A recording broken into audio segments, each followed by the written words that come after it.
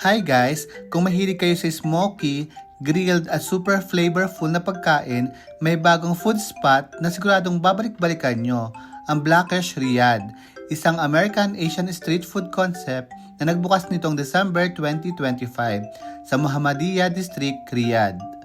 Pagpunta nga pala namin, may konting pila bago ka makapasok. Siguro lalo na pag peak hours, pero swerte mo kung konti lang ang pila. At kahit waiting time ka pa, hindi ka mababagot kasi pwede ka magsulat or mag-drawing sa glass walls nila habang naghihintay. Siyempre, ang concept ng Blackish ay inspired ng Asian American street food culture kung saan pinagsama-sama ang tapang ng Asian flavors at ang smoky, charcoal-style cooking ng American street food. Kaya naman pagdating pa lang sa amoy, alam mong seryoso sila pagdating sa lasa.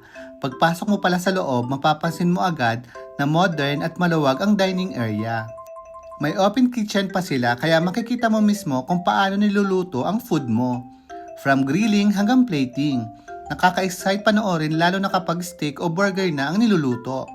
Nag-order kami ng pinakamura nilang burger na 28 Saudi Riyals kasama na ang fries. Nag-order din kami ng grilled shrimp at maninipis na steak na sobrang sarap at malalasahan mo talaga na malinamnam. Sa food experience ko, ang masasabi ko lang, suwabe, as in yung tipong babalik-balikan mo talaga.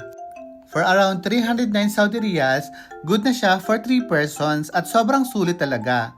Yung steak nila, grabe, lasang-lasa mo ang pagka-grill, sobrang lambot, manipis pero juicy, bawat kagat punong-puno ng flavor.